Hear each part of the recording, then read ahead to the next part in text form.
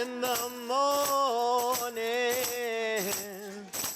Oh, in the morning. Oh, in the morning. Oh, when I want to rise. Come on, help me. Oh, in the morning. Oh, in the morning.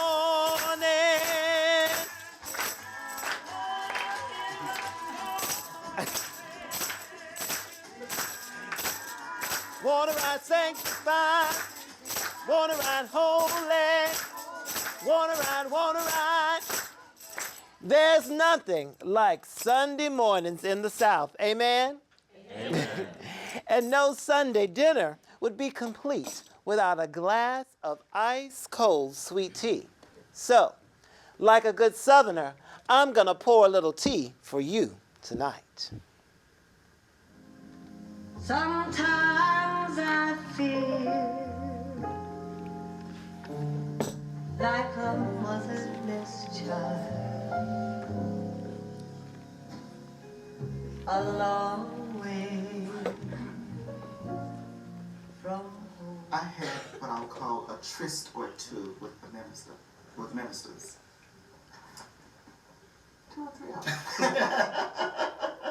Two things happened that were significant with ministers. When I was 15, one CME minister tried to get me to leave my mother and move to another city with him. My mother is mean, and she does a lot of stuff to me, but it's like she was a known entity. That I'm not about to leave my mama and have some man use me up and throw me out, and then I wouldn't have anywhere to come back to. That's Freddie. Freddie was born in 1944 in Madison, Georgia. He now lives in Atlanta in a home full of antiques. The interview took place on January the 7th, 2005, in his home in Atlanta. How would you describe your childhood? Oh, God. It was awful. I was an unwanted child, an unexpected child and an unwanted child. Well, I'm the 5th child, but I think after 4 children, the doctors told my mother that she couldn't conceive any more children. Then I came along. So I was sort of a surprise in that regard. But my father's mother was a very strong figure in my father's life. And you seen the movie Roots? You know how they held the baby up? I kind of use that analogy. My grandmother held me up and declared that none of her blood was in me, which meant that her son was not, in fact, my father. And my father, being the weakling that he was, I think, believed her. So my mother's mother, my grandmother, lived here in Atlanta. And my mother would come visit her mother here in Atlanta. So my father's mother proclaimed that I was some, well, I won't use the N-word, but that I was some man in Atlanta's child, that I was not, in fact, his child. And that caused my grandmother and father to treat me differently. And one of the more painful memories I have is my sister and I being out on the school ground of Burney Street Elementary School. It's no longer there, but it was one of the colored schools in Madison, Georgia. And us running out to the edge of the schoolyard and asking my father for a nickel. And he'd pull out a handful of change and give my sister a nickel and wouldn't give me one, saying that he didn't have any more. And I remember crying and that kind of thing. And I think the most painful memory I have is that of my father's cousin, A.C. I do not know how that was spelled, but that's what they called him, cousin A.C. And his wife's name was Major, and their last name was Talbot. Cousin Major said to my mother one day, now my mother's name was Annabelle, but everyone called her B. B, why don't you give Freddie to me since Aunt Avie, whose name was Eva, but who they called Avie? And W.S., my father, now my father's name was Washington Smithson Styles, but he was simply known by his initials, W.S. anyway. She said, why don't you give Freddie to me since Aunt Avie and W.S. don't want him? With me standing there. And I remember crying and hugging my mother around the legs. And I must have been very young because my mother was only 5'2" tall, and I came at just about her knee. So I was a very small child. And I remember crying and saying, "Mama, are you going to give me away?" And she said, "No." And there were other things. But those are the more painful memories I have of early childhood in Madison, Georgia. Now, I've been in counseling and cried through all of this stuff. I have. I was in counseling from 1988 to 1995. I really didn't go to counseling to do individual work. My partner and I were having some problems, and we got into couples counseling. And after a couple of sessions or two, the counselor identified that each of us had our own stuff that we needed to work through. And of course, I was in there longer than he was. And I don't know if it did him any good or not, because well, I don't want to say but I don't know if you know this or not, but counseling is a very scary process. You have to be able to, I think, open up those doors. And you also have to be able to, I think, give up on what I call one of the prevalent myths in the black community. This sainted mother myth. That just because she's your mother, she's no saint. You kind of have to maybe see her for who she is. You can still love her, but you kind of have to see her for who she is, or either of your parents for that matter, because in many instances where the mother and the father can do no wrong, well, I keep saying but I don't know what your situation is. But when I was in school, if you wanted to get a real fight out of someone, you would say something awful about their mother. Now, everything that you could possibly say about someone's mother was probably true. But just the fact that you're saying something awful about someone's mother would get you a real fight. But if you're going into counseling, you have to kind of see those people for who they are and deal with the experiences that you had with them. But at some point, I cut off all communications with my mother. I didn't call her. If she called me, I was kind and gracious, but I didn't call her. And this was a decision that I made. My counselors thought I was very brave in making that decision. I was in a group of 10 other people, and they were just all kind of amazed by the fact that I could do that. But I made this decision after years and years and years, because the other part of the story is that my father and grandmother didn't want me, but neither did my mother. Well, she was determined to keep me because her mother didn't keep her. You see, it didn't matter how badly she abused us. Her saving grace was always, "At least I didn't give you away." Because my mother was given away as an infant. The story I've heard is that my grandmother was very young when my mother was born, and her father gave my mother to some other people when my grandmother wasn't at home one day. And so my mother never forgave her mother for giving her away. But she was very angry and tormented and very abusive of my sister and I. And her saving grace was always, "At least I didn't give you away." So that's why she was determined to keep us no matter what. But it didn't matter if she treated us like dirt. So that's the other part of the story. So for much of my life, I felt very much alone because in Madison, Georgia, I thought I had my mother. But once she moved us here, have you seen The Exorcist? I tell people that once she moved us here to Atlanta, her head did a 360-degree turn. And one of her favorite things to say was, "If it wasn't for you, my life would have been wonderful." I mean, just imagine. If you're a little kid and your mother says, "If it wasn't for you, my life would have been wonderful," well, you hate making her life awful, and you start to think about not being here. And for many years, I was suicidal. And that was one of the issues that I dealt with in counseling. And I think that those thoughts of suicide were kind of planted there by her making that statement. Now, in high school, even in elementary school, there was always one teacher in particular who would assign a girl to tell her if anyone bothered me when she left the room. I later found out that she was, in fact, a lesbian. She was a married lesbian. She had a husband and some children, but she was, in fact, a lesbian. So she would assign a girl to tell her. So along the way, I was kind of protected by people. There was always the bigger boy as someone who thought I needed protecting. Now, the bigger boys, I never had sex with any of them. They just had a sense I needed protecting. And something else happened. In 6th grade, some boys were bothering me, and the teacher kept us after school.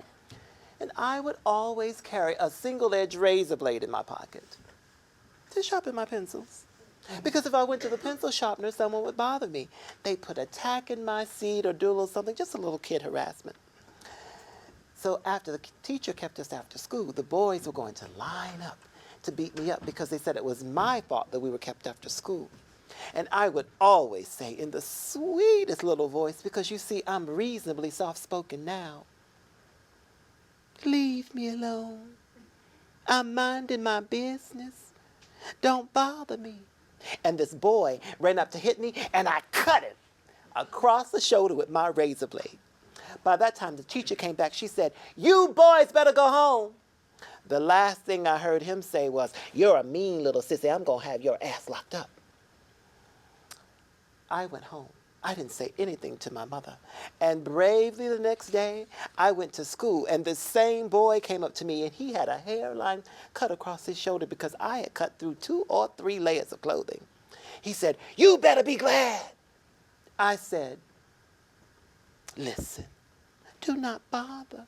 I keep telling you to leave me alone. I want to be left alone. I'm not bothering you. Don't bother me." And what always happened, if anyone attacked me, they always ended up seeing some of their own blood. Because I would bite them or hit them with a sharp object, but they always ended up seeing some of their own blood. And there was nothing that I couldn't, because I was so supple, there was nothing that they could do that I couldn't get out of. And I could run if I had to run. So rumors spread. Don't bother him. He's a mean little sissy. And he's stronger than he looks.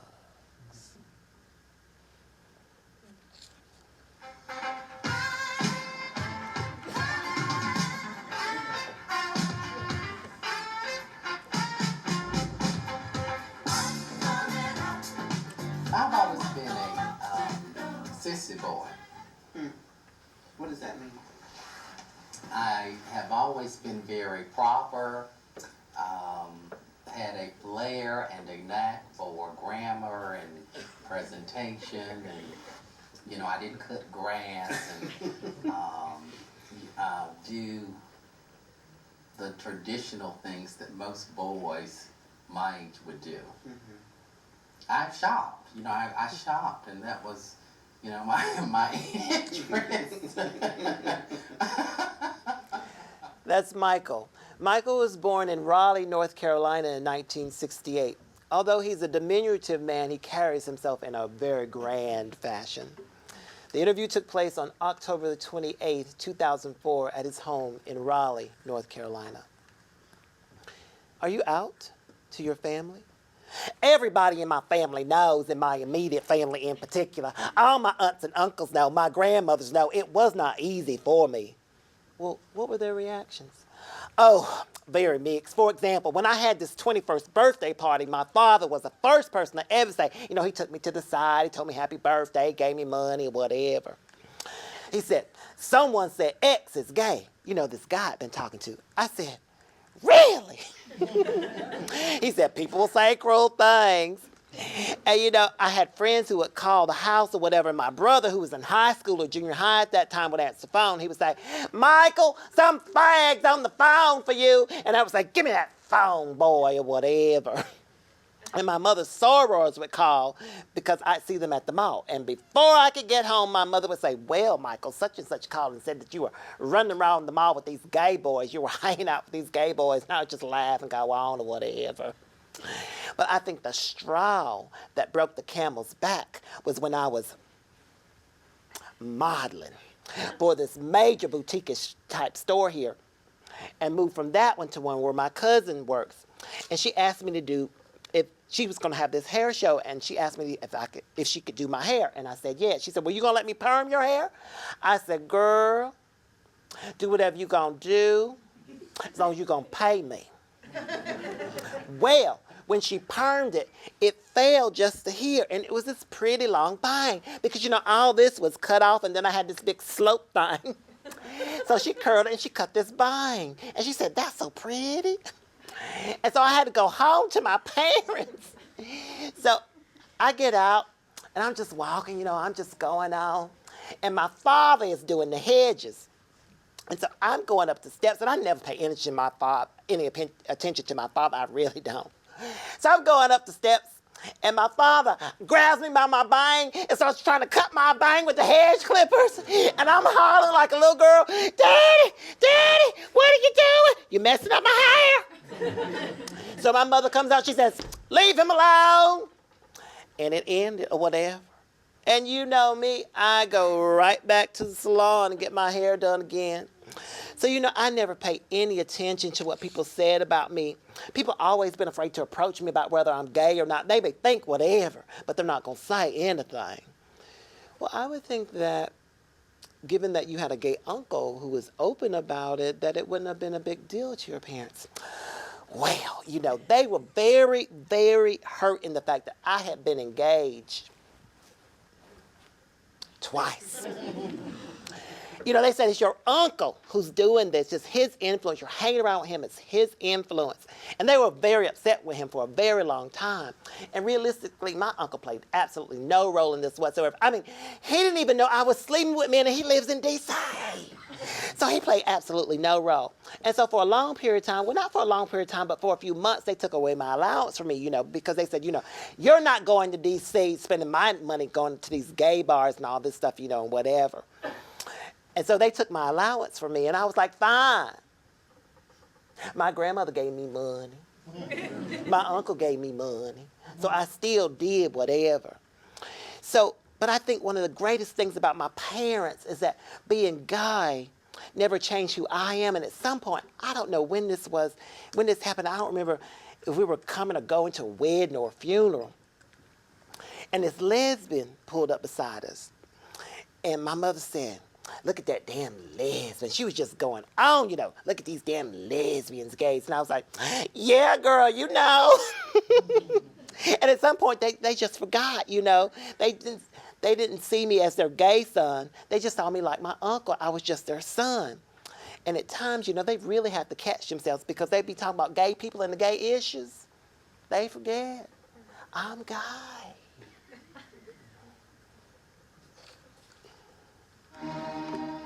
You can applaud. You're like,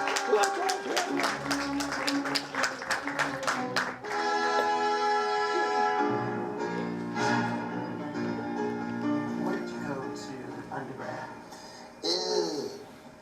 Rumor has it there's this University of South Florida and a Tampa camp. And what was that experience like?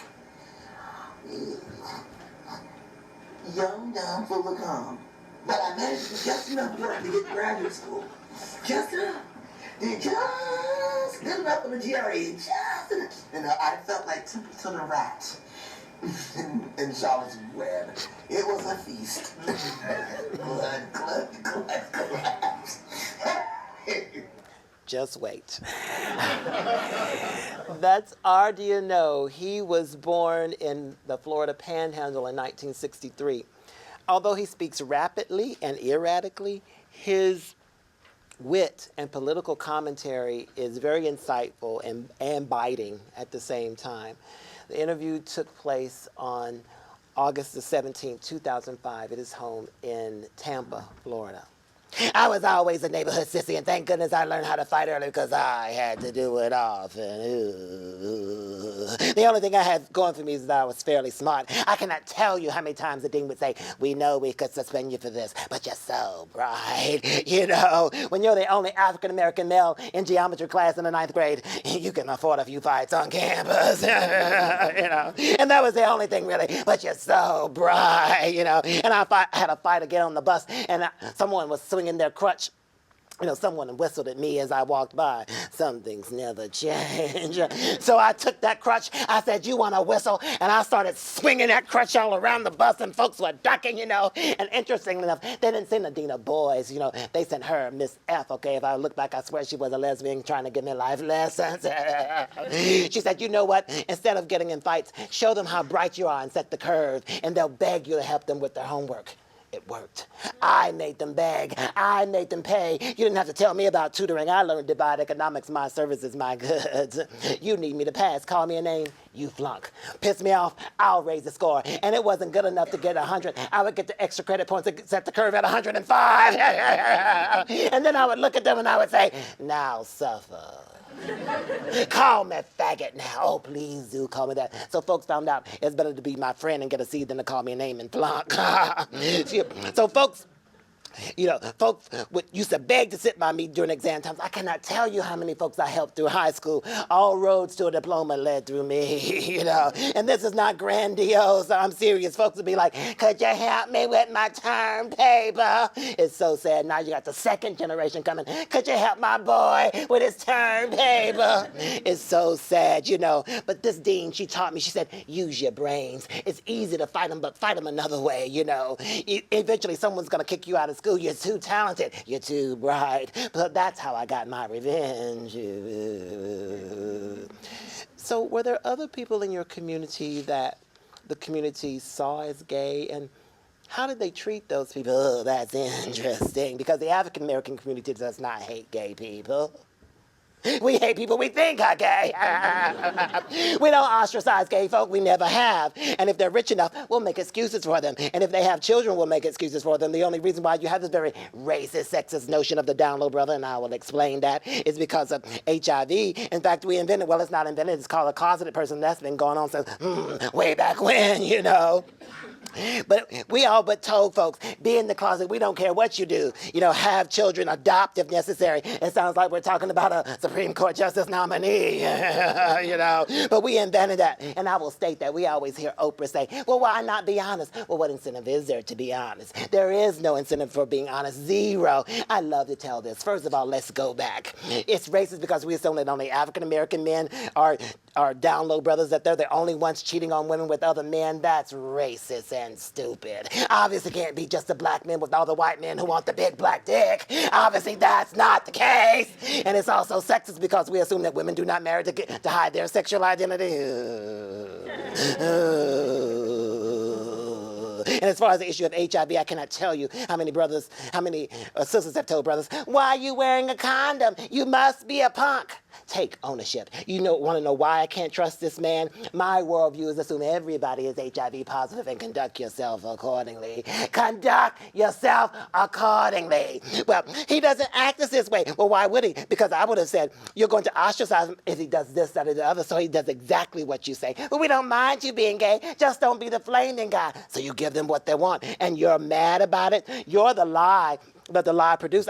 You're the lie that the lie produced. Don't get mad that the person evolved into the lie that you told them to produce. If you don't want a dog, don't raise a puppy. You want the truth, then you start the truth at the beginning. So stop this idea of the down low brothers causing AIDS. No one told you to gap your legs and have unprotected sex. No one made you do that in case of rape. No one made you. Nobody. And sisters need to take ownership. I would love to speak to them. In fact, I have. I said, why have so many of you told brothers who are willing to be responsible, if you use a condom, you must be a punk? And a few of the brothers I know have said, well, I can go somewhere else. Number one, I don't know what you have. Number two, I can't afford a child right now. And number three, maybe I'll just get some baby oil and call it a night. And they have made those comments. But where are those comments on Oprah? Where is that written, And, the African-American community is going to have to decide, do you really want to be honest about these issues or not? And right now we're being academically dishonest and people are dying. Yes, people are dying, and that's a tragedy. ACT UP says silence equals death. Well, in the African-American community, lying equals death, And I think it's a sin because the black church does not have an AIDS ministry because the numbers are so high in our community. It's a sin. Everybody want to talk about Christ and deities and all of that. But I happen to have read that book. Yes, I happen to have read it. It didn't just sit on my desk and collect people's names and birth certificates in it. I actually read it. And I remember that deity said, feed my sheep. If you love me, feed my sheep. Take care of my sheep. And it also said in Matthew 25:40, whatsoever you do unto the least of these, you do unto me. So the person that be singing in the choir that developed purple spots in 2 or 3 years is still a part of, not a party, but a part of the African American community. And we're going to have to be very honest. I mean, we can't even call it AIDS. We call it the ninja. Or they'll say, ooh, he's sick. Ooh, he's sick. And you're supposed to tell from the inflection what they're talking about. I'm just waiting for someone to come up with, oh, he has ROLAIDS. I'm just waiting for that one. But that's what we have here is a lot of dishonesty. Well, is there a particular theory about homosexuality that you ascribe to? I call it apple pie, peach pie, and I'll explain that. I believe that there's orientation. I believe that everybody knows their orientation. I believe that in the given world, everyone will gravitate toward, if they like pie, you know, that apple pie is pretty, or peach pie, or both, if that's what one chooses. You know, I believe that in this world we have been told that the only pie there is to eat is that peach pie.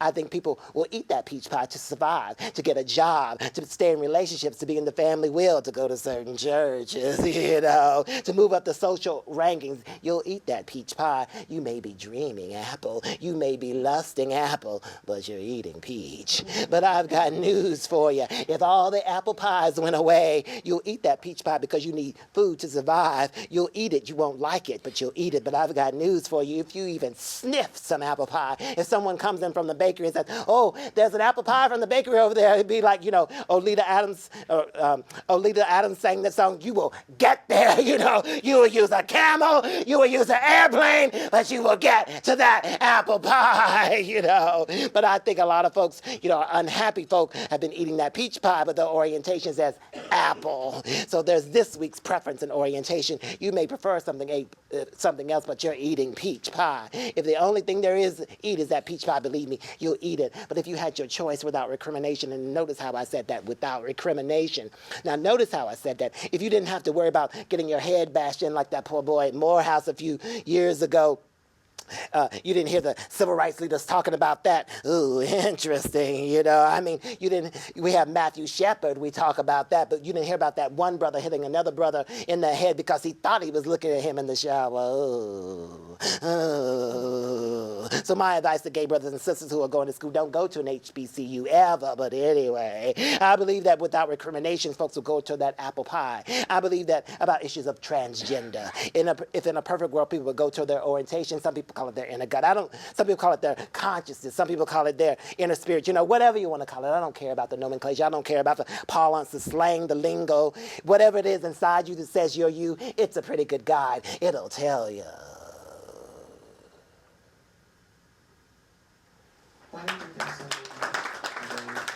many choir in churches? This might sound really silly. That robe is very much like a dress. That they can carry on and shout in that sort of legitimate dress. I have observed gay men really shouting and carrying on in these robes, working the robe. So I don't know. That's just my own little silly kind of thought about it. And it's like a performance. They can perform. They can be seen. Why do you think there's so many black gay men in the church, especially in the choir? That's a question I'd like to ask them, because I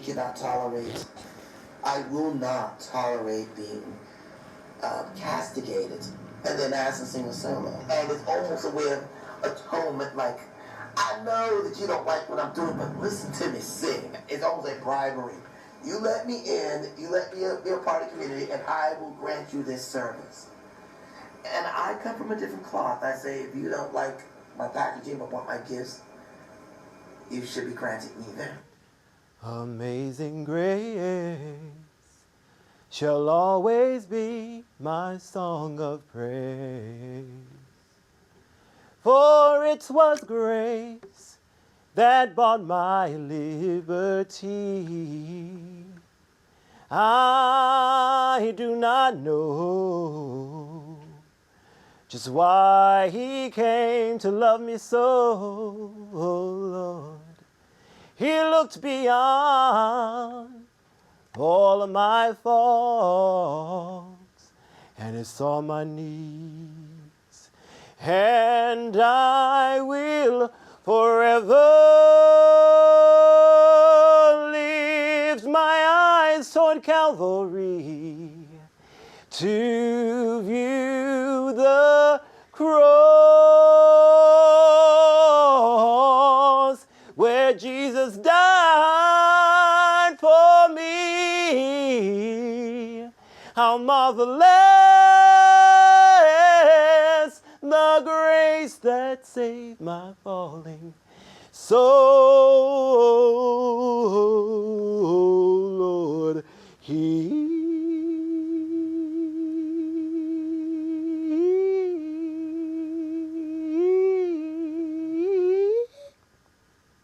looked beyond all of my faults, and he saw my needs.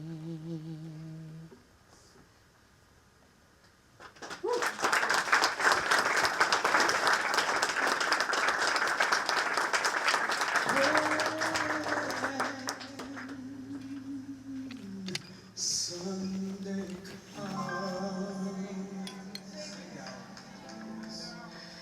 my trouble gone, and I always go back to that 4th grade because that was a pivotal point in my life. I decided, no, we're not going to hear a fag every day. So I remember picking up like a 2x4, went down and just was like beating the children, honey. Like, no, we ain't hearing this. So I came home and the police and everybody was knocking at the door. I called my father, and I'm sitting there still feisty, like, no, I'm not hearing this no more. I'm not hearing this ever again. And I did, because I was clearing this up. I'm not doing this every day. And that's one thing, you know, by old school, they say you better go and kick that ass. Because you kick that ass, it puts an end to it. That's CeCe. CeCe was born in 1961 in Greenville, Mississippi, and now lives in Tuscaloosa, Alabama. CeCe's views and approaches to dealing with racism and homophobia are quite unorthodox, like beating children with 2x4s. But it speaks to his unapologetic views and defiance of social norms and values. The interview took place on November the 5th, 2004 in Tuscaloosa, Alabama. You know, my father and them was really interesting. Because my father really couldn't stand people up in churches because he thought they were all ignorant. And he believed in God. And he believed in us going. So later, him and I would have these incredible conversations like, can you believe the shit they said in these churches? I mean, he just thought they were ignorant. Because, you know, for him, it was like all these people who was irresponsible and like, oh, the Lord's going to take care of the garden. He really had issues with that, you know, and attended church on a regular basis. So, you know, it's really interesting. I've been exposed to all kinds of faiths. I've been Catholic, Methodist, I've been sprinkled, I've been sanctified. I joined it all, baby, dunked under the water, over the water, walked on the water. You know, so those years were very formative for me and still remain. So, were you active in church? Yeah, usher, did other things. You know, I was very active, you know. Because the church was like a safe haven for gay people. People try and deny it, but there are more gay people in the church than they are at the bars. You know, so even as a young child, you begin to like put 2 and 2 together because it's not like anybody's having bad experiences up in them churches. Even if the preacher was gay bashing? Oh, when I got old enough to understand what was being said, then yeah, I had to like let it go. Because, you know, I never understood what I call them church sissies. And what I mean by that, they everywhere. And Atlanta and all is full of them. And mind you, I thank God that they're, so I don't want to say anything bad about them. But you know, I never understood that concept of going to places where you're going to be bashed. How could you find Jesus up in there? So I, on purpose, avoided what I call them churches.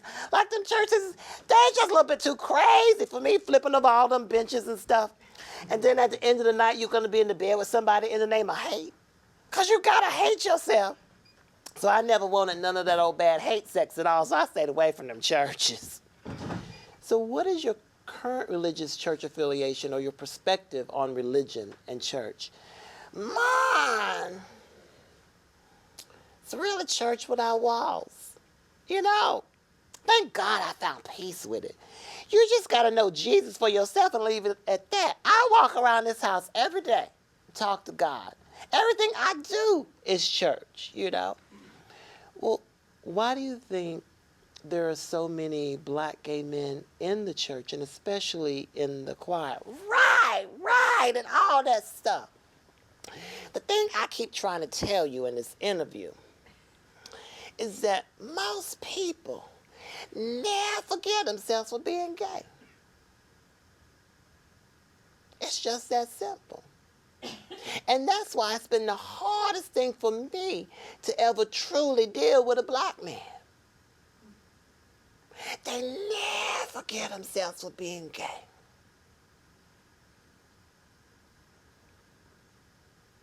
And that's why I think no matter how painful or no matter how they could be bashed up in there, they still feel like if I'm there, Jesus may not see my other side, but I still think I'm a bad person. So that's what that is.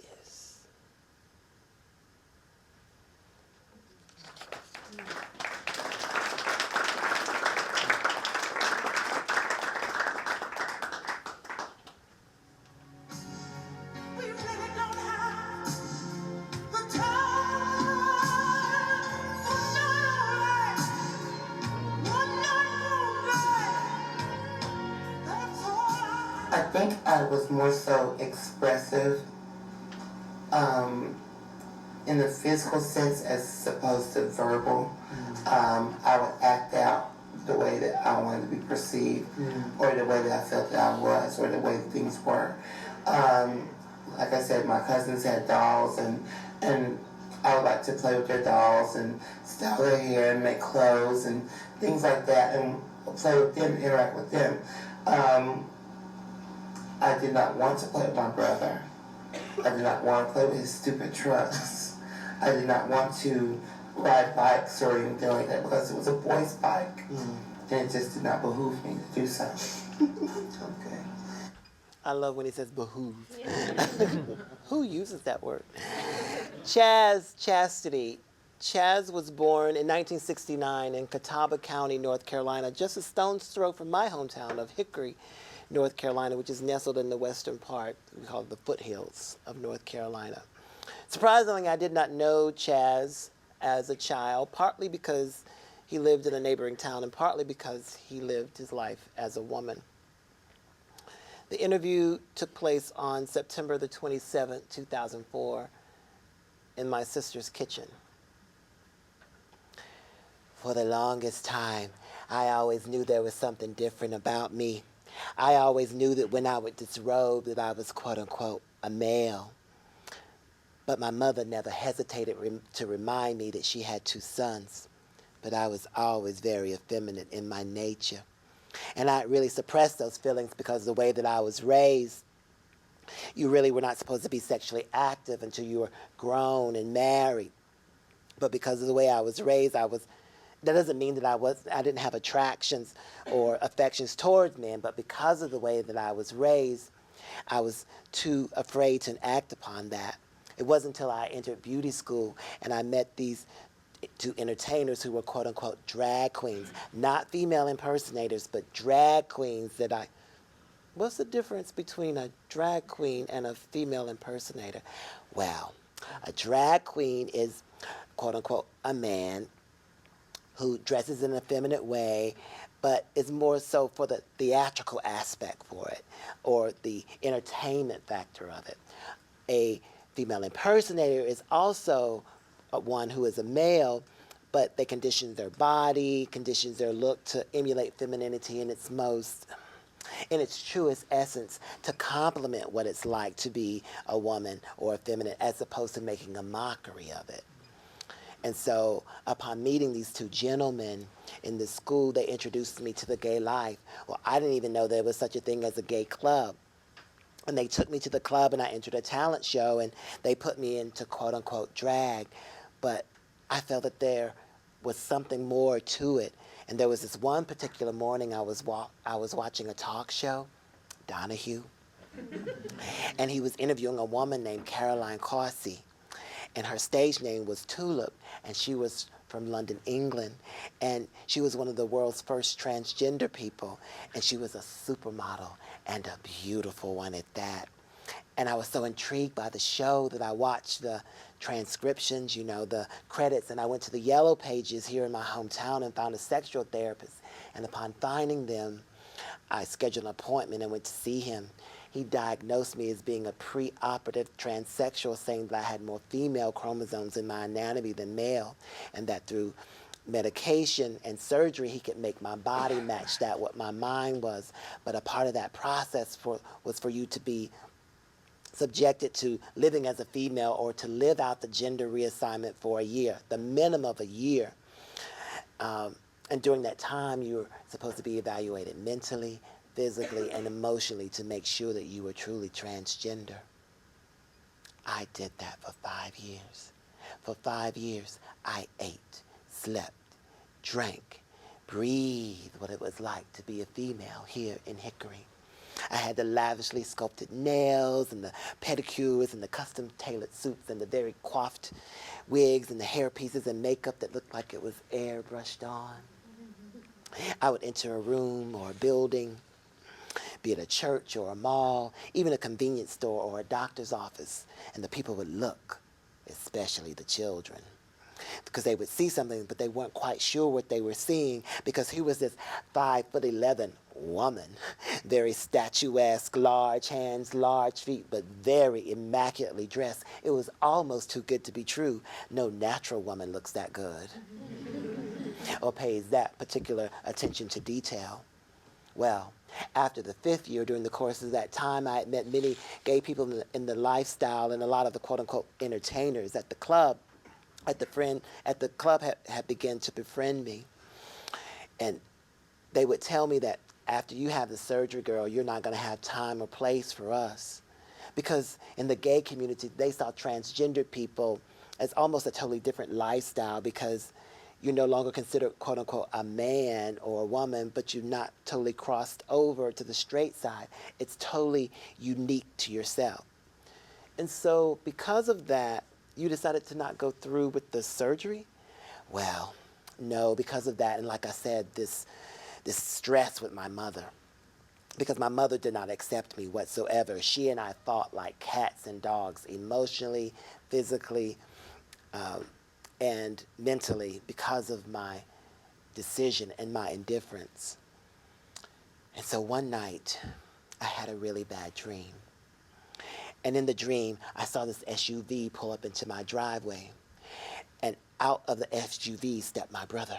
And no sooner than he stepped out of the SUV, there were like hundreds of people that surrounded him and brutally beat him to death in my driveway. In the dream, I recall running to my mother and to my father to try to awaken them from their sleep. But they would not awaken. I was pounding upon the windows and the doors, but it was to no avail. They would not awaken. I recall awaking from the dream where my hand was still on the telephone receiver, evidently where I was trying to dial 911 for help, because my brother was lying there in my driveway in a pool of blood, and there was nothing that I could do to save him. Well, I was a nervous wreck, to say the least, and a very dear friend of mine at that time was Glenda McCorkle, and she was one of the only friends that I had that was, quote-unquote, very spiritual, and she would witness to me from time to time when she came to get her hair done. But she was not overbearing with it. And so when Glenda called me that morning, I desperately wanted to tell her about the dream. And so upon telling her the dream, I could barely get it out without weeping profusely, because it was really, really horrifying. And Glenda did nothing but sit there the whole time, very quietly, a lot like you are now, and listen very intently to every syllable, every word that I was saying. And I asked her if she knew what the dream meant or what it represented. And she convinced me that the dream was not my brother in actuality, but that it was me. And that the people that was there kicking and beating him so profusely in the dream were not people, but actually my inner demons. And that it was just a matter of time before something very, very violent and terrible was going to happen, and that God was asking me to allow him to shield me from that. So I didn't know how to take everything in that she was saying, because, I was very spiritual, but not to the level that she was. So she was going to noonday prayer service that day because it was Wednesday. And I said, well, when you go to pray, will you remember me and my family in prayer? And she said that the Lord had directed her to pray for me before she left. And in so doing, this overwhelming feeling came over me. And I accepted Christ right there in my kitchen. Well, I went through with that, and Glenda was my mentor. And I was living life through her eyes. I really didn't know what it was like to be, quote unquote, saved from my sins. And I was trying to appease her and appease my family, because my mom was just happy that I was no longer wearing dresses. She was happy that people were no longer talking about her son, the one that wore dresses and thought he was a woman.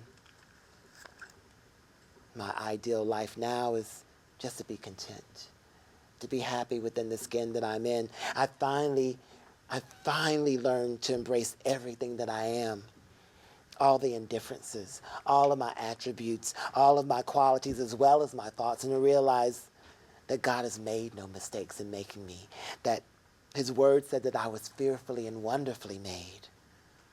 Who am I to say anything different? And so now you're at a point where you're fully embracing who you are, but you've decided to remain preoperative? Exactly. And what has brought me to that decision more so than anything is I felt that once the doctors had done the reassignment, meaning the physical reconstructing of my body, that the one thing that they would not have been able to tamper with was my essence. Who I am as a person, Yes, Charles would have been no more, but chastity has always been and always will be. Chastity, I do believe, was here before Charles was. And the one thing that the surgery would not have been able to change was that very fact. And why should I risk losing my life on a surgeon's table to appease others? And would it have really appeased them?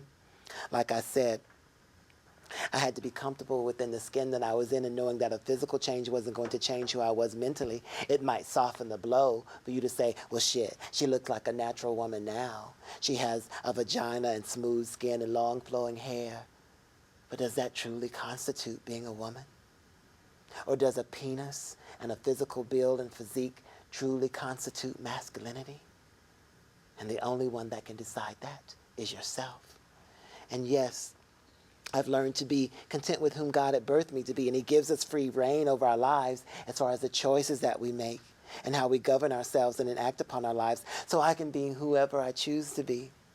I can put on the most elaborate ball gowns and the most coiffed coiffures and be every bit of chastity that I dare to be. But it doesn't change the fact of who I am to him. So, are you performing again as well? I am. I just started performing again approximately 3 months ago, and I love it. Like I said, the only reason why I had gotten away from it was because of me going amongst the church stereotype of what a Christian should be, rather than developing a personal relationship with the Savior, which is truly what Christianity is all about. And knowing that his greatest commandment is that we love one another. And you can't love someone else until you first learn to love yourself. And so, being that I've embraced that, yes, it's allowed me to embrace my effeminate nature. And the character that I'd like most to impersonate is Patti LaBelle. And a lot of my family and quote-unquote fans say I favor Patti a great deal. And a future goal of mine is to one day land a job at La Cage. And it would be a great honor to perform before Patty. And one of my favorite songs of hers to perform is You Are My Friend. Hopefully, I've been able to let someone know that being gay is not all bad. That they're just people too. That being gay is possibly their choice. Maybe it's their birthright. Maybe it's some cruel joke played on them by their higher power. I don't know. But they're still people. If you cut them, they'll bleed. If you don't feed them, they'll die of starvation. If you suffocate them, they won't breathe. But if you let them live, they'll flourish, just like you. I pray that this book is able to change lives, every life, every hand that picks it up, that life be transformed, that mind be renewed.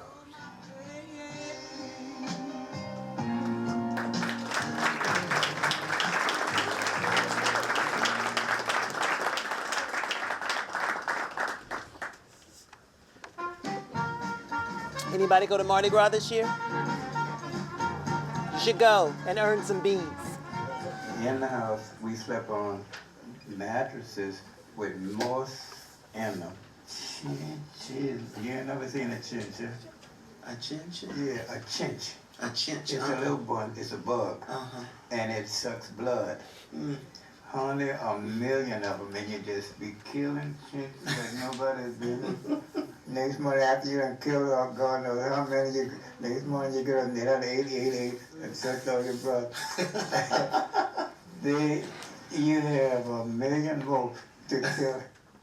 Countess Vivian, that's a picture of Countess Vivian on your program. He's the oldest black gay Southerner that I interviewed. He was 93 at the time of the interview, born in 1912 in New Orleans. After Katrina, I was unable to contact Countess, but we had a reunion in September of 2009. Not only did he survive Hurricane Katrina, but he never left his home. He passed away in September of 2012, just 2 months shy of his 100th birthday. The interview took place on January the 22nd, 2005, at his home in the French Quarter in New Orleans. Was there a gay community here in New Orleans in the 20s and 30s? Oh, yeah, child, I hope to tell you. But I didn't know or realize that they had white sissies. Because they lived on the other side of the track. Because the railroad track used to run way over there beyond Rampart Street there, the Southern Railroad, right beyond Rampart there. And the gay bars were all black. Just like they got today, just like they got the lesbians today, there were many, many, many black lesbians, but all black on that side. And just like I say, I didn't know any white gays because we didn't see the white gay people because everything was segregated. And over here, the only time you come over here in the French Quarter would be if you was working. You couldn't come over here and bomb, or you couldn't do this, or you couldn't do that. You couldn't come over here. You could come over here and scrub the floor or clean the toilet or something like that, but you couldn't come and say, I'm going to sit in a bar and buy me a drink or something like that. You couldn't do that, but you could have in your own areas on the other side of the track. And so were there a lot of black gay bars? Oh, yeah, child, I hope to tell you. Not as many as they got the white bars, but there were many, many, many black bars. Because I was young, and the older children, I saw them and I knew them. And see, they had the bar, and they used to, most of them used to drink wine. And during Prohibition, they had a place where they go and make the wine. But it was really, really good. I don't know what they was making it with, but it was really good. It'd be ice cold, and you just take one sip of it, it'd make you kind of dizzy, you know. It was really, really good. And all the blacks would be in the bars together, and the gay people would have all their people. And, of course, you could go almost any place. But just like they got the white gay bars, back then it was the black gay bars. And, of course, the only difference was the blacks stayed in their place and the whites stayed in their place. So what was going on in these bars? Was there music, or were they sit-around bars, or could people dance? Oh, yeah, child, they had a piano. They put a nickel in the piano, they play a little tune, and you could dance. And that was before the funky butt places came, you know. And you could dance if you want to. And we called them the funky butt places because the ballrooms at that time had sawdust all on the floor, you see. And they have maybe two little pieces of music. They have a drum and a horn or something like that, and you go back there, you dance like nobody's business. Well, how did the people find out about the bars? Were there signs outside? No, baby.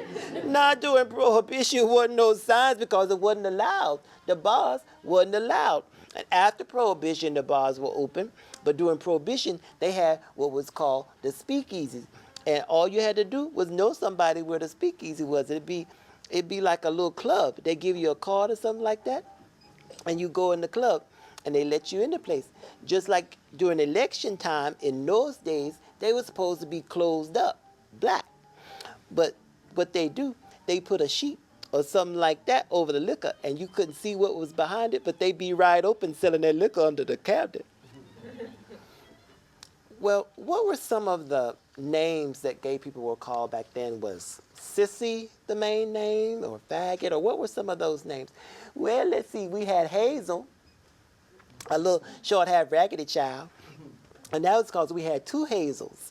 To differentiate between the two, we had Black Hazel and Bright Hazel, because one of them was brown and short, and the other was tall and dark-skinned, and we say Black Hazel and Bright Hazel. So then we had Saul, and he used to live with his mother, but he used to drink. And we had another one, Monroe, and we had Magnolia Gold, and he used to hustle. And we had Pearl, and Pearl used to hustle. But lived over on, had a house over on Eberville, or where the project is today. The project wasn't there back then. And then, of course, we had several others like on Bienville, and over in that area, they had several houses where the black gays lived. That was all before the district closed, you know. And there were several others. I can't remember them sissies' names. Let me see. There was a lot of them work in the houses like Dan Bradley and Morris Coleman. And they had two or three named Moses. And some of them used to work on Canal Street. And some of them, no, most of them were cooks. And they go to the market before they go to work. And before they go to work, they go to the bar, they get a little drink. And then they get their stuff together, and then they go to work. And I'm trying to think of some more of them sissies. I can't remember them sissies' names. I just can't remember. Well, were there drag queens back then? Oh, yeah, child, I hope to tell you. We had a couple of them, more than a couple of them, because they used to hustle too, like Julia Pimpe. These people died way years ago. In fact, all these people I mentioned, they died way, way, way long ago. Like Julia Pimpe and several others, they used to put on dresses and hustle at night. They wouldn't have nothing in the room but that bed and that one chair. And that one chair be like right at that room right there. And that bed be way over there somewhere, because they had the houses, you see, there wasn't no small room. The houses had large rooms back then, you see. And they had somebody in that room right there, and they called them the creepers. Because they would creep to come in the door. Creep to come in the door. And while the trick was busy doing his business, they'd go in his pocket and steal his money. That went on for God knows how long, honey.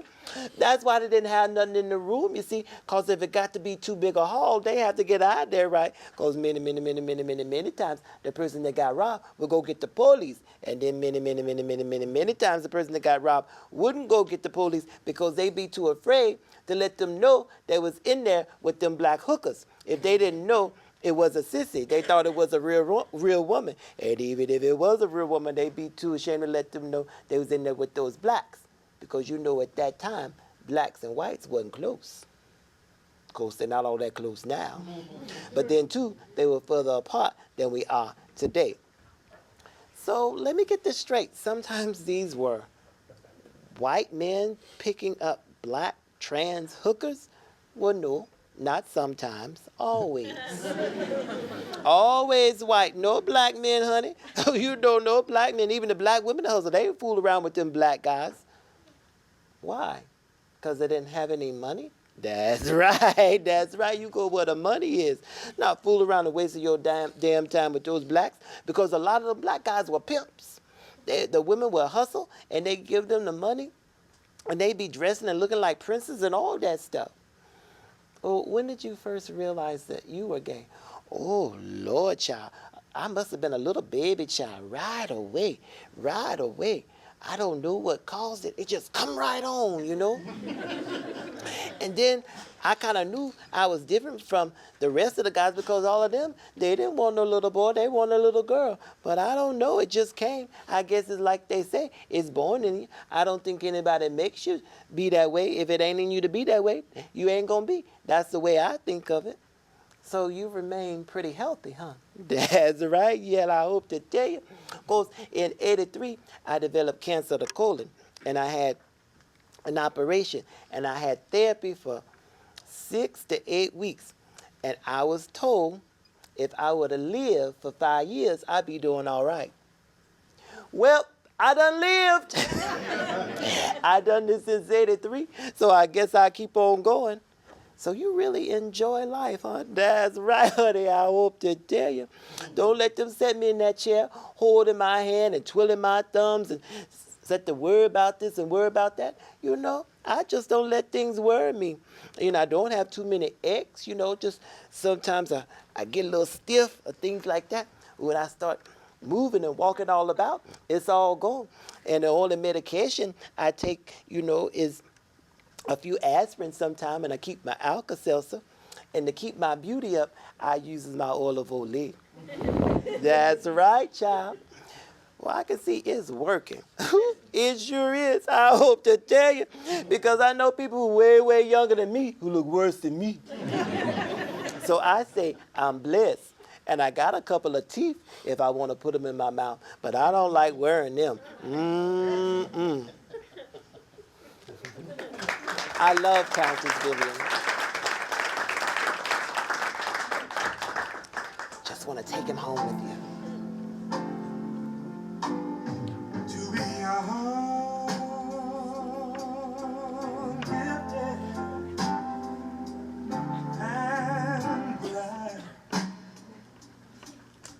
I got into theater by mistake. I actually enrolled in like PE or something. PE was full. I got in that class. The first day of class, she's like, okay, we're going to start up and give introductions. And I stood up and I gave my name, and I was being a smart ass. I'm in here by accident. Hopefully I can get my schedule changed. And I sat down. That was the end of it. And I went up to her after the class, and I was like, what do I need to do to get schedule change letter? She's like, I don't think I'm going to let you out of the class. She's like, there's something about your voice that reminds me so much of Sidney Poitier, your presence. And I was like, here we go again. White people thinking black folks look alike. I had no idea who he was. No idea. That's Stephen. I wish the whole interview was that light. Stephen was born in Atlanta, Georgia in 1982, but was reared in Tuscaloosa, Alabama. My interview with Stephen stayed with me for days afterward because it was so intense. He's one of the youngest men that I interviewed. And we can talk a little bit in the Q&A about where he is now. The interview took place on November the 2nd, 2004 on the campus of the University of Alabama in Tuscaloosa. I had these feelings since I could remember. And I've always been along the lines of I was just wired differently. Just wired differently. Growing up, being around my sisters, I was really effeminate. And I would get beat up a lot because of that. So what I decided is I would look at the other boys who were considered masculine, and I would tailor my behavior to that. And it got to the point where I really got good at it. Really good at it. And I remember my mom saying, don't you grow up to be no faggot. I vividly remember hearing that. And you're getting beat up at school because you're a faggot, you're a little girl, you're a sissy. And she was like, everybody's telling you this is wrong. So I was going to fix it. I'm going to fix it. I'm not going to hang around my sisters as much anymore. I'm going to change. I'm going to change who I am. So when I got to college, I was known as the only straight guy in the theater department. I really became good at it. Really good at it. which entailed what? The way you walked, the way you talked? Exactly. That's the thing. Because I was raised around my sisters, and everything was done on that level. Women pretty much ran the house, so everything was done on that level. So my closest friends were my sisters, and we were always together, and we acted alike. And I felt like I was being punished for being this way, because at one point it was like, fine, it wasn't a big deal. But as my sister got older, she was like, quit hanging around me and my friends. And so from every angle, I was being told, you've got it wrong. So I fixed it. I fixed it. I fixed what I thought was wrong and what other people thought was wrong. It makes me now wonder, because I'm still looked at as being a straight acting masculine, although I'm out. And sometimes it makes me wonder how much of this is really me and how much is something I've just changed to fit in. For me, coming out was something I thought I had to do solely for myself, because I was exhausted. It got to the point to where I got to college, and I pulled away from my family and my church completely, because the pressure was so much. It was so much all the time, and it got to the point to where I really wanted to kill myself. Because of how deeply rooted I was in the church, I wanted to die and to be able to say that I'm going to heaven and continue to live this way rather than go to hell because of this. It got to the point to where I struggled, and I hated myself for it. When I got to college, I pulled away from all these things, pulled away from what I'd been taught and the people around me, and I really began to look for who I was. It got to the point where I made a realization. I believe in a God that's all-knowing. I believe in a God that doesn't make mistakes. I believe in a God that has created me. I believe in a God that doesn't make mistakes. I believe that this is the way I was created. I didn't choose it. Who would choose it? It used to frustrate me so much, being in the closet early on, and hear people say, it's a choice, it's a lifestyle. It's like, you don't understand my struggle. I've tried that. I've tried that. I read up on ex-gay therapies. I tried to be what you thought Stephen should be, and I'm exhausted. I was headed for destruction.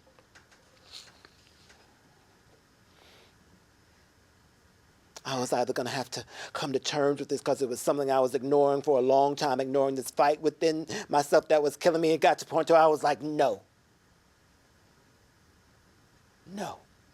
From now on, what I believe is going to be something that's true for me and who Stephen is, and not something I've been fed since I was smaller. So I started to examine the relationship with my family, because it's so easy to be loved for something that you're not than to be hated for something that you are. It's so easy. You know what I mean? So I started to examine my relationship with God and my Christian faith, because when I got to college, I started to read about all these other people who weren't black, who weren't like me, and I started to read Mahatma Gandhi.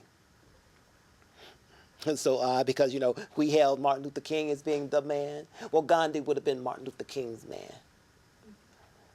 So I read about all the things that he did, how he took on the British Army, how he freed his people nonviolently, and then he died. And I started to sit with myself, and I was like, so what people are telling me is that Mahatma Gandhi is going to hell? And everything about everything I ever believed, I started to reevaluate. You're telling me that God hates me because of the way that he made me? Mahatma Gandhi is in hell? I mean, it was so liberating to be like, no. No. It's so funny. I guess the first time I honestly started to think about it, I was 17 years old. 16. Had a girlfriend, and really wasn't interested in a physical thing with her. I really wasn't. But this was something that both of our families approved of. And she was about 2 or 3 years older than me. And it was a situation where it was more like friends than boyfriend and girlfriend. And the sex thing, The sex thing was always an issue. Sex was always an issue until I finally thought, well, to prove myself as a man, we gotta have sex. And the first time we had sex, I fathered my son.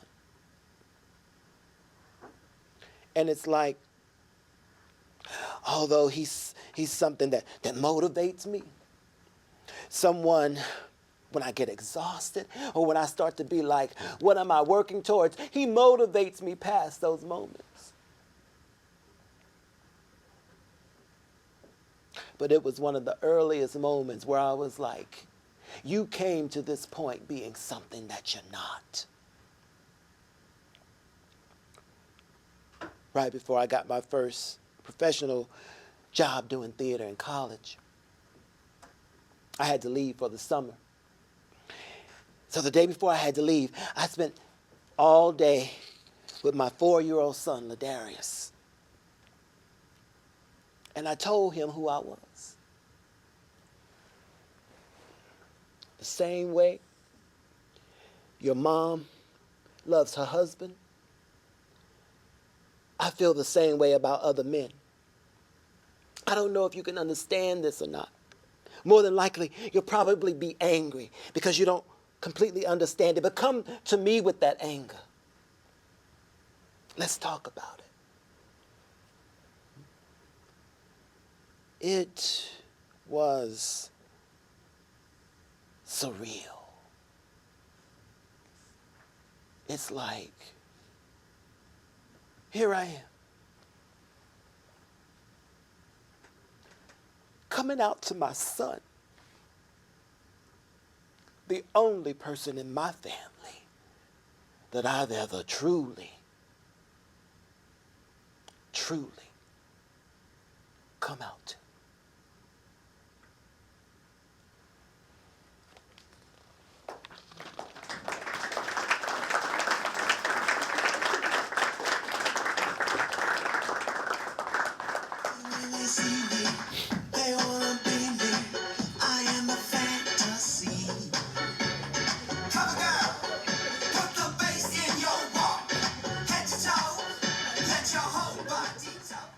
I'm very careful about this one because I don't buy the mythology that black folks are more homophobic than anybody else. And the reason I don't buy it is because I grew up knowing gay people who my parents knew, and they were all in the church. And I'm not talking subtly gay, I'm talking Flaming Queen, who ran the choirs. I met James Cleveland as a child, and the Troubadours, who were an all-male group, and none of them were butch. And I met the Hawkins family. Yes, I'm going to say it. I met Edwin and Walter Hawkins before they were out, some of them.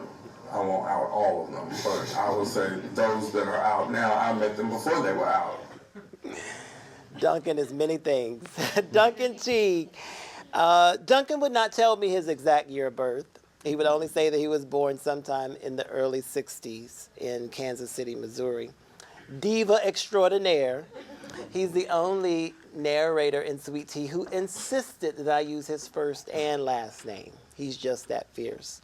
Duncan is an activist and a Unitarian minister in Atlanta, and everybody in Atlanta knows him.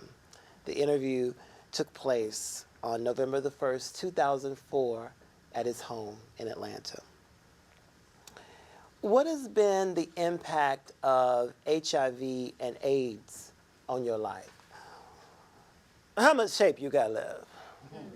I don't mean to be disrespectful to you and your education in this project or whatever. But that question is almost unfair. There's all these faces that I don't have time to name. I'll just name one. Crawford, who moved to Atlanta about the same time I did, and helped me write an article that helped me start my career as an activist. Helped me write an article that shook up the black gay community in such a way that they started attacking me, actually, which was fine. It wasn't fine then, but now it's fine. But you know, it said something about what we could do. It shook things up. And behind the scenes, you know, we was involved in Black and White Men Together. And he was a writer. And we were such good friends that I would stare at the phone and go, Crawford's gonna call me. And in 2 or 3 minutes, the phone would ring. Or I'd say, I need to talk to Crawford. And the phone would ring. We were connected. And he ain't here. And that's the impact of AIDS on my life, because that would be a 20-something year friendship, and multiply that by 100. And that is the impact of AIDS on my life, because I would be different if Crawford were here. I moved here to get involved in black theater, not to do AIDS education, not to become a black gay activist. I came here to do theater, honey. Y'all were going to pay to see me. You know, I was going to take this to New York and do my show and travel around the world and have dinner with Donna Ross. That's what I was going to do. Then we had to have this fucking epidemic. Yeah. They're the conversations that I would never have to have with my parents, and been hurt, mortally wounded by my peers if we had not had AIDS. And some of that hurt our own community around this whole business of being black and gay and out and what have you. It's about people's fears of losing their loved ones. And they didn't have a language for it. And they didn't have a way of dealing with it, because, you know, we had already lost Big Mama to cancer or sugar or something else we weren't really willing to talk about. And now we have this thing, and it's killing white fags, and you want us to talk about it? No. And so what would the community have been like if we had not had AIDS? I mean, can you imagine the Broadway shows we would have had without AIDS that I would have been star of? I mean, we would be wearing different clothes. If Willie Smith was still alive, now, child, please. I know that I would be wearing Willie Smith now. At least I could have afforded him now. Yeah. Well, do you think it's become more of a problem here in the South, AIDS?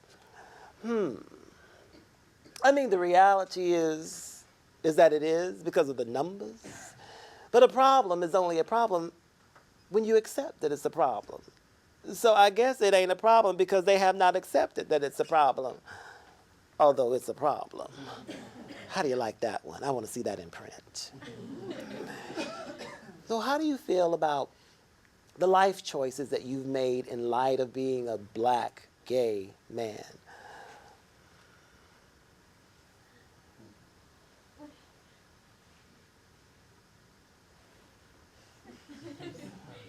My next door neighbor, who shall remain nameless, is Mexican American.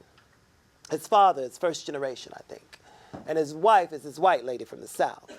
And they have 2 beautiful children, and they have been very dear to me and David. But they just broke up.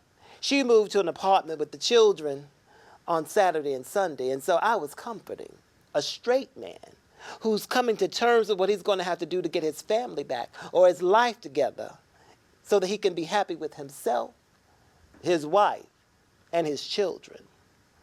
And whatever I've done, I've never ended up in that predicament. And I came home to my lover of 11 years tonight, and I've never been so fucking grateful in my life that I don't have that level of hurt and a sense of needing to do something about my life to get it together. At least at this particular point in time, I'm happy with the current decisions that I've made, staying with David, going back to be with David, living with David, marrying David, all in opposition to all the stuff that I've been taught and brought up to believe, and establishing a home with David, a home that we've welcomed family into. I've had my cousins here, I've had my stepmother here, and they love him. Yeah. I can't say I'm proud of every decision, but by some miracle, and I do mean it's a miracle, because we weren't always insane, and we were very popular and pretty, ooh, and younger. I've made some decisions. I can't say I'm proud of every decision, but I've made some decisions that have allowed me to be negative of HIV, but yet still involved in the epidemic, because my status has not prevented me from being affected and infected in other ways. Some folks might say I might be crazy. I might say that someday. But I think the big decision early on around being black and gay and going on from there, not something else but black and gay, is the one that I'm most proud of. I have not suffered through a so-called marriage to a woman. We won't go to other things but to a woman. And my relationships with men were honest relationships. They didn't work, but they were honest. And I loved men as fully as I possibly could. And I feel like I've been blessed for that. And I've loved women as a gay man, not as a straight man, but as a gay man. And I feel like I've been rewarded for that. I've lived a full life, honey. If this tape were to get struck by lightning, and I accidentally got struck too, because it would be an accident. You know, the memorial service is going to be humongous. Because I've accomplished a few things in this skin, and the program won't just read black and gay, but you know, if you need to print in there, kind of sissified, a little soft around the edges, and occasionally a vicious Miss Thing, and sometimes in drag, and sometimes pretty in drag, and not just in drag. Yeah. Wow, I hadn't thought about that. I'm glad you asked me that. And took my sense of faith, whatever that is, this week with me too. I'm glad I hung on to some of that and questioned it. I don't need to be strangled by anything. So no, I have no regrets. Well, you see, I am black. I am gay. I am the South. Miss South.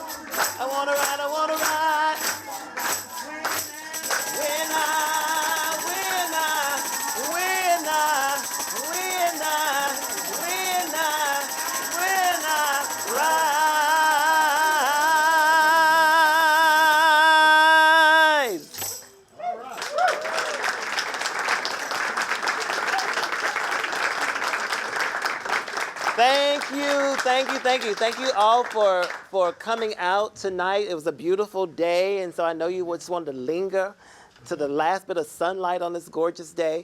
And I won't keep you. I know you got other things to do besides listen to more of me. But I do want to give you just a few minutes to ask me questions. This is actually my favorite part of the show, interacting with you during the Q&A, because it gives me a chance to gauge what struck you, what didn't strike you, what you missed, what you hear, what you didn't hear.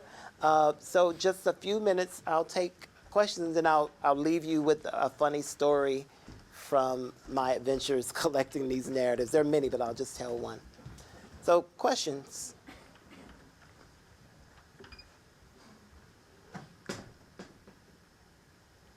Yes.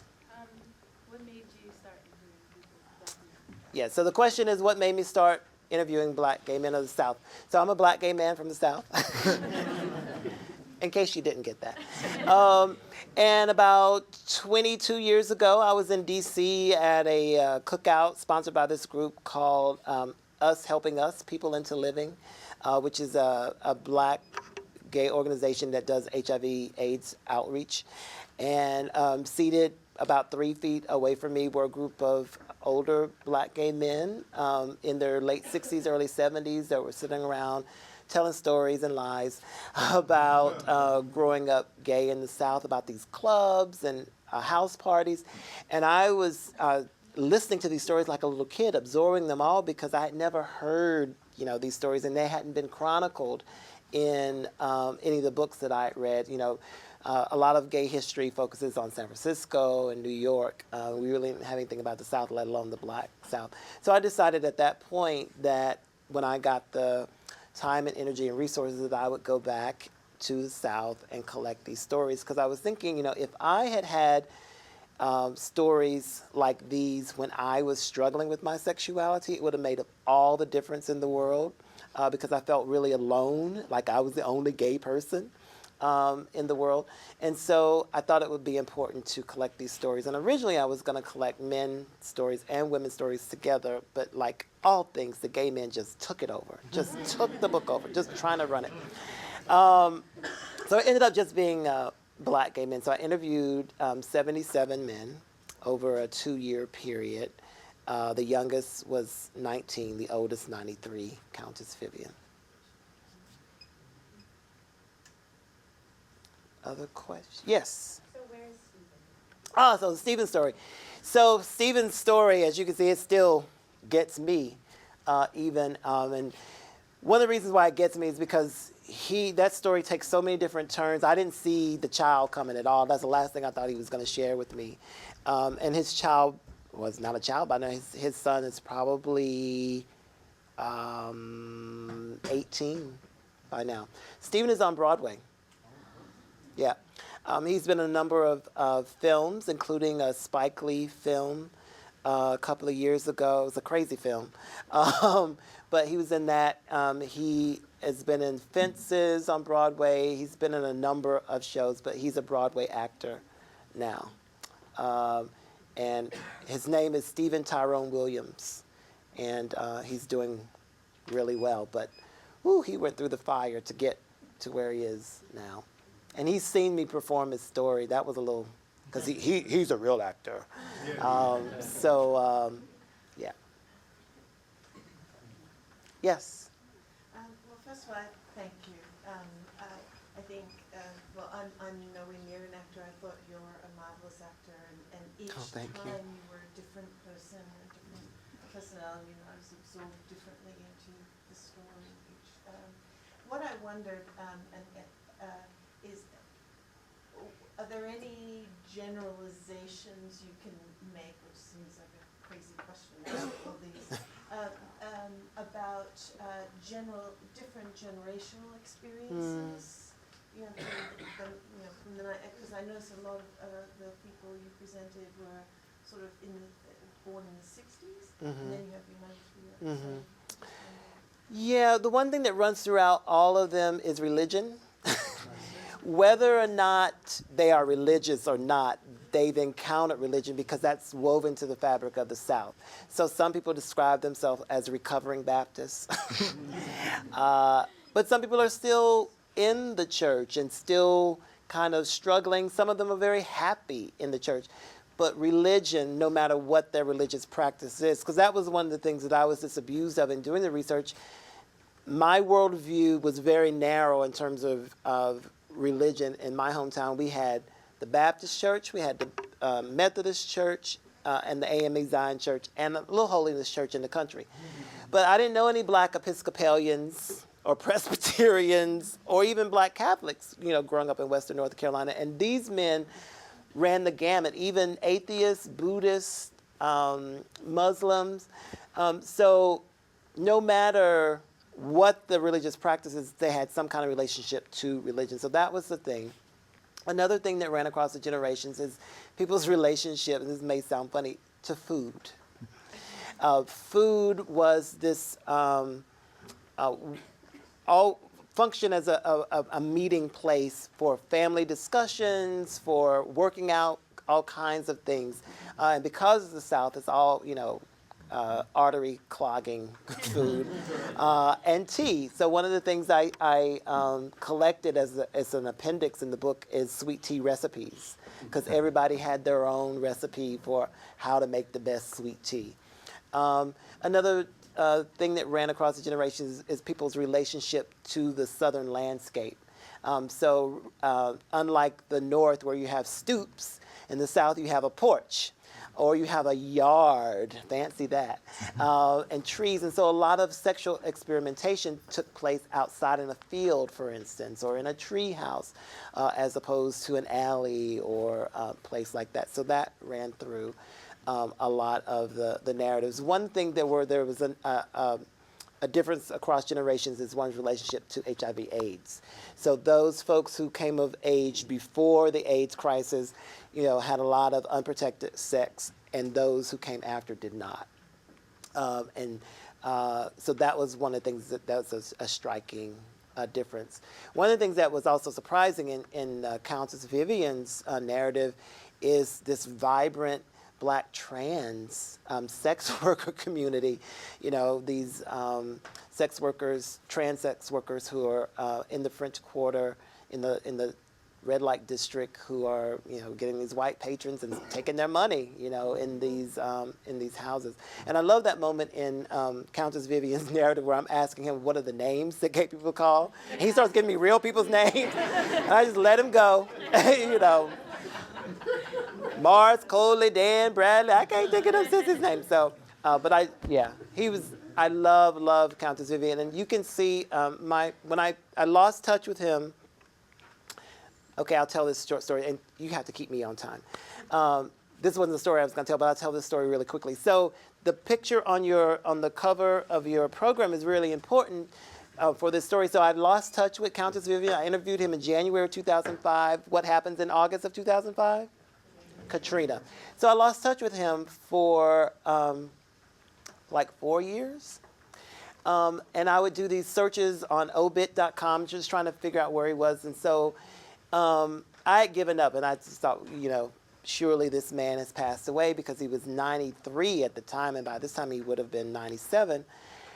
And one day I get an email that's a forwarded email from someone in Oakland, California. It's from my editor. Said, you know, take a look at this email. It's an email from this man in Oakland, California, who had gone to Barnes & Noble to buy a Bible, and decided to go and look in the gay and lesbian section. Love that segue. And saw Sweet Tea, the book, the hardcover, not the soft cover that is out now, but the hardcover, lying on face down. On the back of Sweet Tea is this picture. He says, "That looks like George." So he goes, picks up the book, flips through it, finds George's story, and in the hardcover version, I said, you know, I haven't been able to find George, but I'm hopeful that he's still alive. He says, "Oh my God!" So he emails my editor and says, "I don't know how to get in touch with Professor Johnson, but please get this message to him. I know George Egerson. He is alive. He's just been out here to visit." So I call him. He gives me Countess's number. Countess Vivian is his nickname. He gives me his number. I call him. He picks up the phone, and he said, "I wondered how they knew all that stuff about me, but I guess I told you." So I was just like screaming on the phone. So my partner, who is a videographer, and I went down to New Orleans, and this time we recorded his story about surviving Hurricane Katrina. You can see it on YouTube. If you go to YouTube and you put in Search of Countess Vivian, the little documentary that my partner did is on YouTube. So you can see him talking about how he survived Hurricane Katrina. It's amazing. And I started doing little fundraisers for him, because he was, having a hard time. And so every time his birthday came around, I would do a little thing on Facebook and send, Countess Vivian money, cards, and so on and stuff. So he was being flooded with all these cards and flowers and things. And I was hoping he was going to make it to his 100th birthday. But he passed away literally 2 months shy of his 100th birthday. So that's a little short story. So these are people with whom I'm still in touch, and who really affect me and have changed my life in so many interesting ways. And now we're working on a documentary film about it, and it's also about my own journey coming up black and gay, and my relationship with my family, and so on and so forth. My friend Mike. Well, thanks for making the journey. I was curious about what kind of preparation you did to inhabit these characters, because it's such a diverse array of characters. You do such a magical job with these things. Yeah, I was talking about this earlier with the students. I listened to the tape over and over. Well, I used to, not anymore, because they live in me now. But originally, and I was saying that first performance 11 years ago was horrible. I mean, it was really, I can't watch it. It's really bad. Because I hadn't sit in the work long enough. But over time, listening to the interviews over and over again, and also going back to them, talking to them, really informed my characterization of them in a very meaningful and powerful way. And sometimes and people have told me this, is like, are you schizophrenic? Because I feel like I lose myself and they kind of take over my body. And that's just me sitting here on a stool. So I'm really interested in, especially in this version of the show, because some of you don't know, there's a full production of the show where I'm not sitting on a stool. There's a set and whole 9 yards.